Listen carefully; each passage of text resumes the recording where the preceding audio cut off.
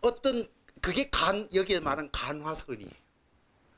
즉 말 속에 들어있는 마음의 움직임을 꿰뚫어 보는 능력이에요. 그런데 이 승려의 질문이 지난번에 이와 같은 질문이 좀 달랐지만 법안 해초 두 분의 사제간의 질문과 대답이 있었죠. 무엇이 부처입니까? 라고 해초 스님이 물으니까 법안 스님이 내가 해초로구나 이랬단 말이에요. 그때 해초 스님이 무엇이 부처입니까? 라고 물었은 그 질문은 그게 지식을 요구하는 질문이에요. 그래서 그 질문 방식이 지식을 자꾸 덧붙인다고 부처가 되는 게 아니잖아요. 그래서 일단 자유로운 마음, 딱 보면 그런 마음과 비껴나가면서 나는 나의 부처의 마음을 보여주겠다. 내가 이 현장에서 딱 보니까 너는 해초로구나. 그걸 참의, 의미로 해석하면은 내가 해초로인데 해초는 이미 네가 부처인데 부처를 왜 찾느냐 그 말이라고 의미를 새기면 그게 지식 노름이라는 거예요. 그거는 얽매여 있는 마음을 이미 부리는 거예요. 그러면 자유롭지 못하죠. 부처의 마음은 이런 언어를 사용하고 지식 패러다임에 묶여있는 뭘 따지고 논리적으로 따지는 게 이미 우리 마음이 쫄아있는 마음이죠. 그걸 벗어나는 걸 네가 해초인데 정신 차려라 그 말이 아니고 나는 그 질문 방식에 나는 내 앞에 보이면은 툭툭 던지는 이 자유로운 마음. 어떤 지적 질문에 내가 그걸 분석해가 그런 마음을 부리지 않는다. 나는 내가 보니까 너 해초네. 내 자유로운 마음은 이렇게 대답하는 거다. 너도 세상을 그렇게 봐라. 이렇게 말했어요. 그때 해초 스님의 질문은 why question, 지식을 요구하는 질문이기 때문에 그 질문은 이제 말하자면은 깨뜨려 준다. 이건 깨뜨려 주는 거죠. 그러나 여기에 이 질문은 그게 아니에요. 여기에 질문은 승려가 무엇이 부처입니까? 이거 무엇이 조주입니까? 라고 물었어. 이 질문이 이 스님의 질문은 아주 좋은 질문이에요. 이게 관문의 질문이에요. 왜냐하면은 우리가 무엇이 뭐뭐라라고 물으면 무엇은 뭐뭐에서 지식이 있잖아요. 규정을 내려야 되잖아요. 그러면 당신은 누구입니까? 부처는 누구입니까? 하나의 정의를 내려야 되는데 무엇이 조주입니까? 라고 물었을 때는 우리가 우리 전통적인 사람의 이름 속에 저도 호가 이제 가산이라고 우리 선생님 붙여서 쓰는데요. 그 안동에 옛 이름이 영가라 그러니까 그 고향 이름을 붙였는 거예요. 우리 호를 보면 고향 이름 많이 붙이잖아요. 이 조주 스님도 조주에 사셨어요. 그러니까 자기 호를 조주로 썼는 거예요. 옛사람들의 호는 자기가 그 살았던 지역, 땅 이름 이런 걸 그대로 써요. 네? 그대로 써 호주 그렇게 쓰니까 이 조주라는 건 땅 이름이기도 하고 그 사람의 호이기예요. 중의적인 의미예요. 그러니까 이게 뭐냐면 나는 하나의 의미를 찾는 게 아니라는 거예요. 이미 질문 자체가 중의적인 거예요. 그래서 여러분 이 책에 다시 한번 가봅시다. 이 책에 그 설명을 그 51페이지에 그 보면은 송에 보면은 송은 어디에 나오냐면은 57페이지 보세요. 송에 지도문안 언단 어단 이류다종 이무양종이라는 말이 나와요. 다시 말하면은 지도는 무난하니 하는 말마다 모두 도에 다 맞다 이 말이에요. 어떤 말이든. 그래서 우리가 하나라고 하지만 그 하나 속에는 여러 종류가 있고 둘이라 하지만 두 개 딱 갈라지는 게 아니다 이 말이에요. 그 말은 뭐예요? 혐간택 부재명백리 그 말하잖아요. 우리는 하나의 선택 이거는 명백하고 이거 아니면 저거 이 사유의 패턴에 묶여있지 않다는 마음을 보여주잖아요.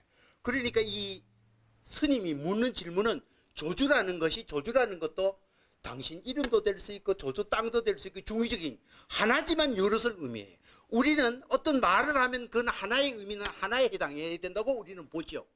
이 질문 자체가 매우 하나지만 여러 가지 다종적인 게 우리의 정신이다. 이 질문을 던지는 거예요.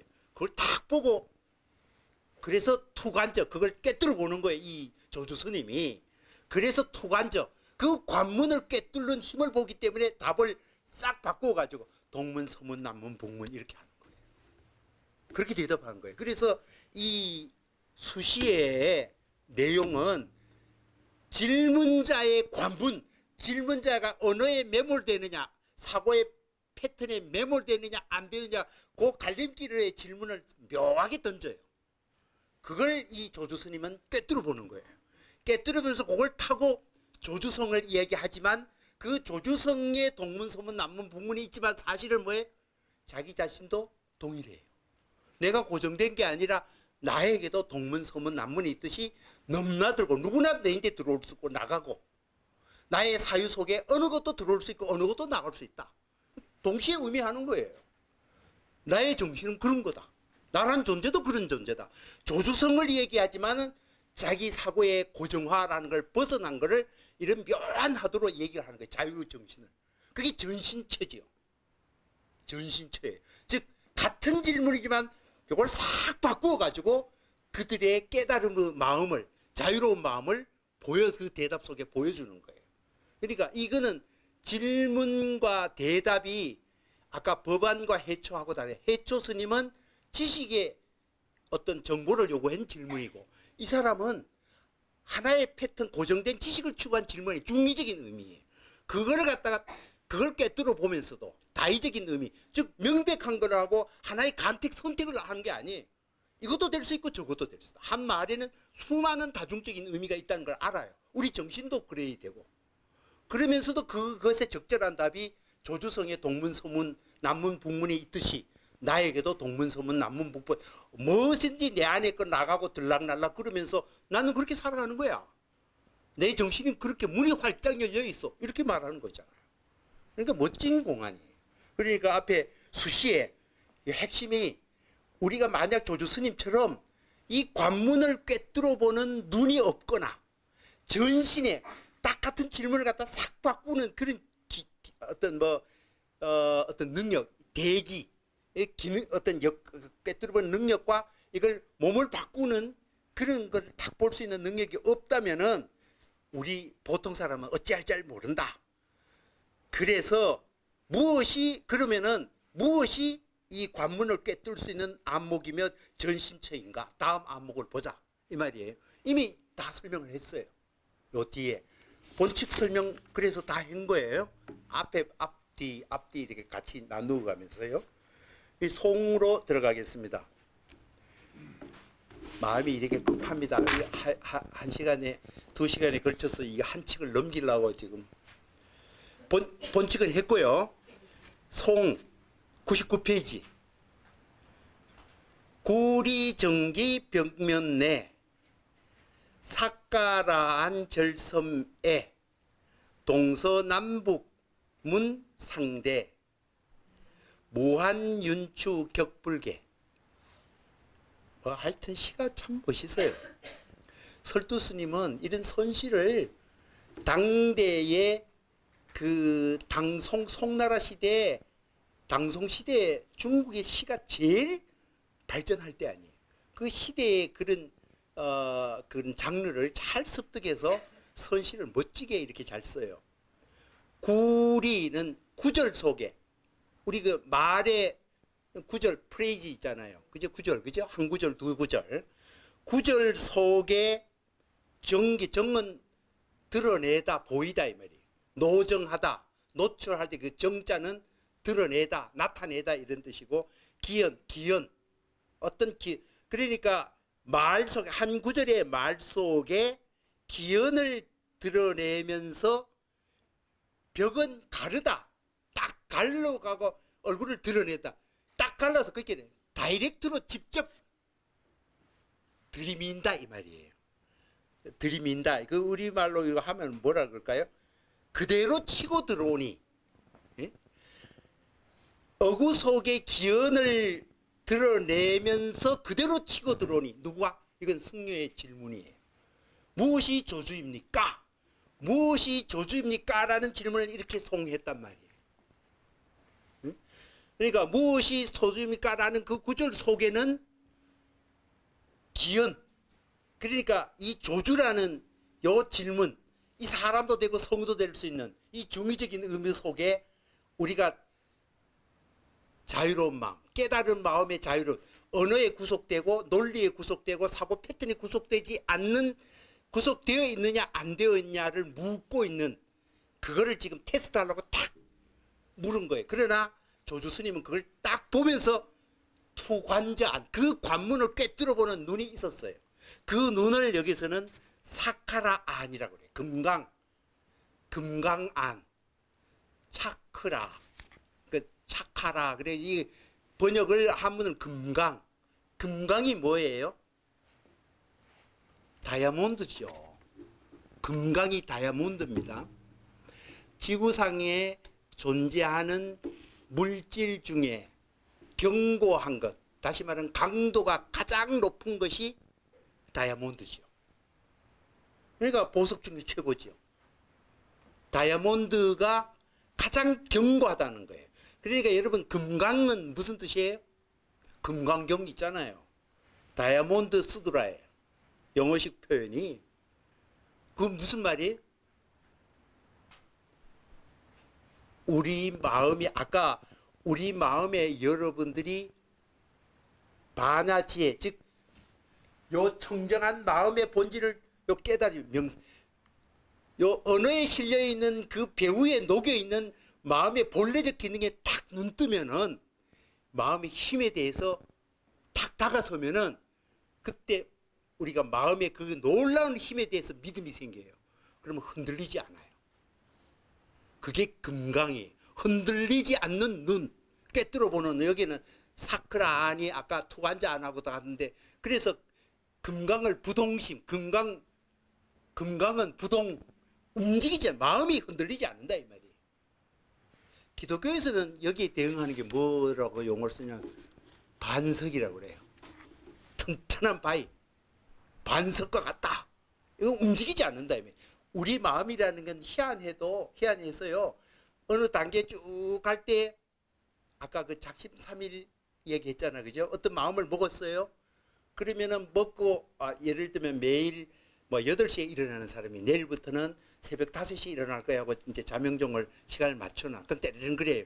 그러면 늘 관습에 8시에 일어나는 사람이 5시에 일어나면 이게 안 돼요. 그러면 어떻게 해요?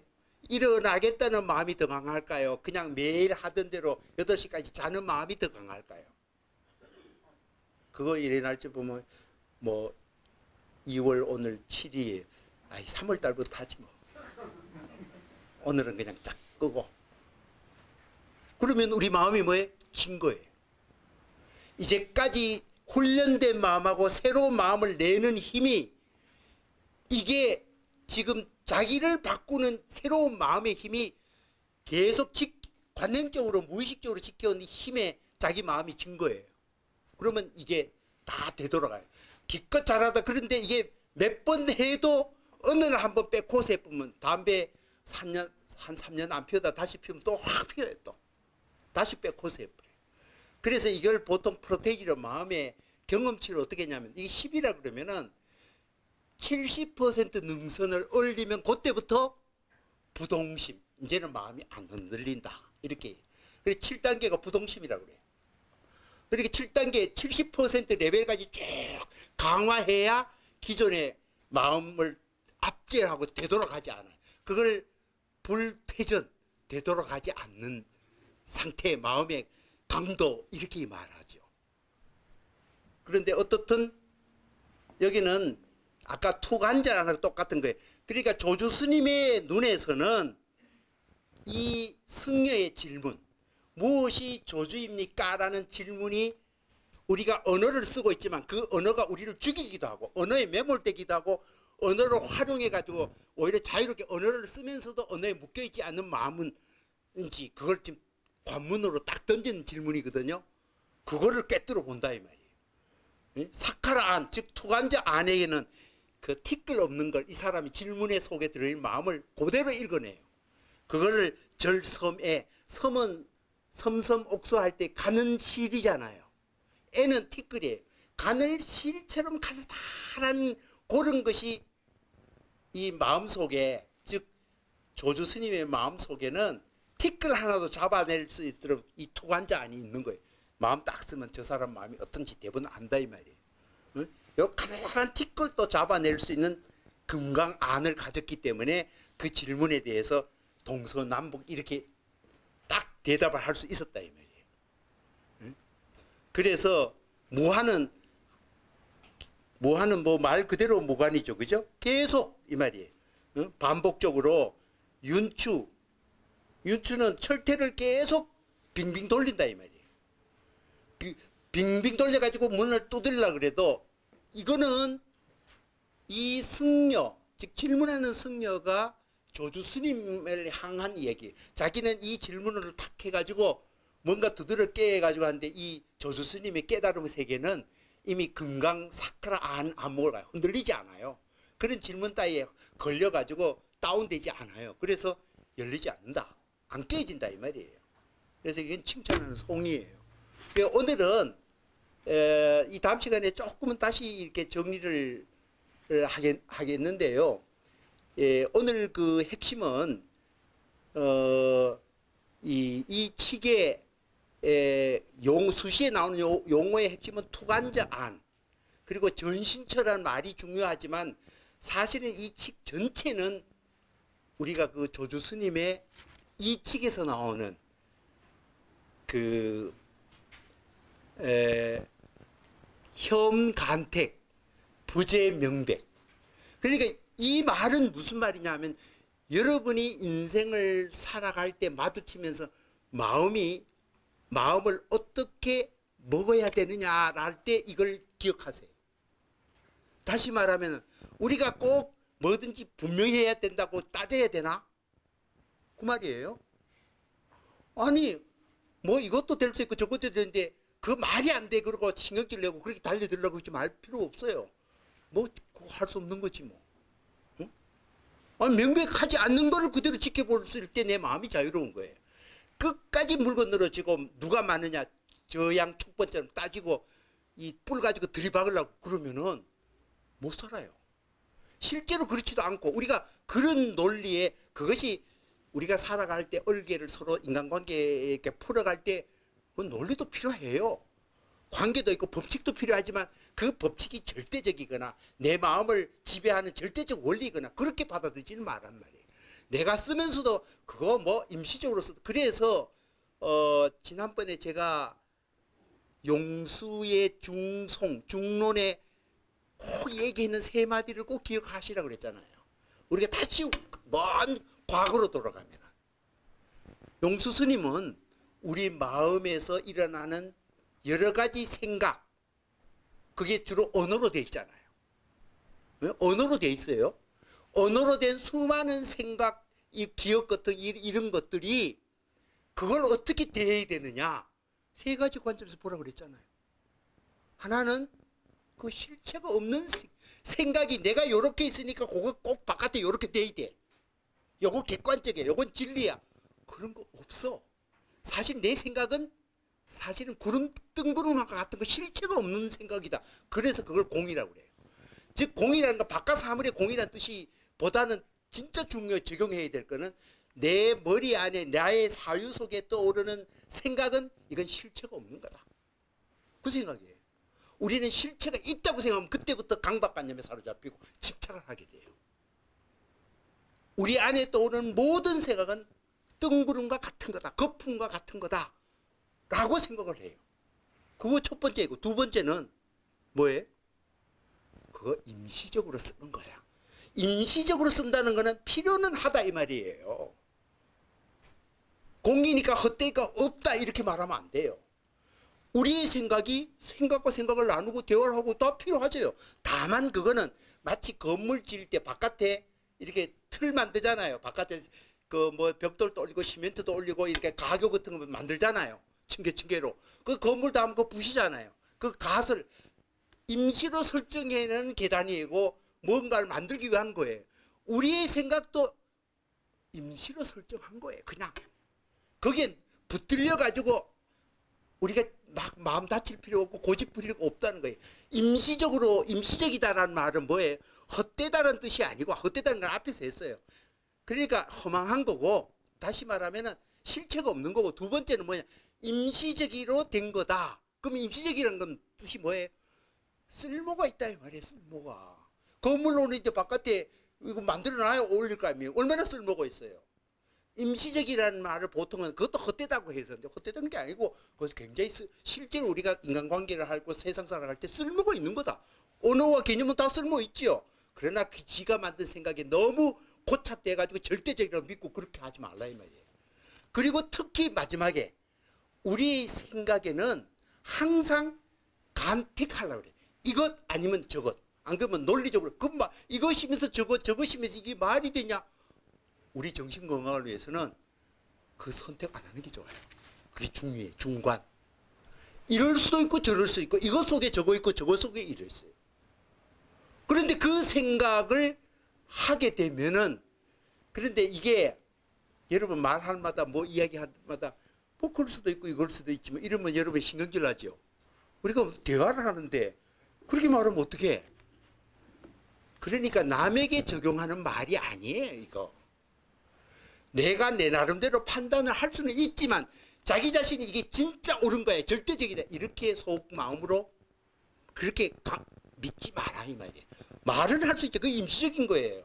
중이라는 거는 자기 자신의 생각이 진리 아니면 거짓, 옳은 거 아니면 그런 것, 이 양극단의 어느 것이어야만 한다는 생각에 사로잡혀 있지 말라 이 말이에요. 어떤 생각도. 그러니까 여러분이 마음을 다스리는 방법은 자신의 생각이 실체가 없다는 것. 그리고 임시적이라는 거는 그래도 현실 생활할 때 굉장히 쓸모가 있다는 거. 그러나 그거를 갖다 두 가지 같이 이거냐 지나 논리적인 것도 분명히 해야 되고 이 속에 강박관념에 사로잡혀 있지 마라. 그건 안으로 남에게 그 적용하면 신경질 나요. 남에게는 옳고 그름을 얘기하지만은 자신이 자기가 하는 말에 너무 그렇게 붙들려 있지 마라. 그러면 여러분 우리 건강하게 살 수 있어요. 오늘은 이제 그 조주 스님의 이 화두 속에 들어있는 그런 의취, 그 본 모양을 제가 뭐 이렇게 설명을 했어요. 뭐 여러분에게 이 말이 좀 도움이 됐으면 좋겠습니다. 제일 중요한 거는 이런 어려운 말을 우리가 분명히 이해하는 게 아니고 이 시간에 들었던 것이 정말 여러분들이 인생에서 부닥친 여러 가지 문제를 풀 때 마음이 스트레스 받고 갈등하고 고뇌스럽잖아요. 그때 좀 활용을 해서 응용을 본인이 하는 게 제일 중요해요. 제 말은 중요한 게 아닙니다. 그런 말이 여러분에게 하나의 계기가 돼서 자신의 마음을 다스리고 마음을 안정화시키는 데 도움이 됐으면 정말 좋겠다. 그런 기대를 해봅니다. 오늘 이걸로 수업 마치겠습니다.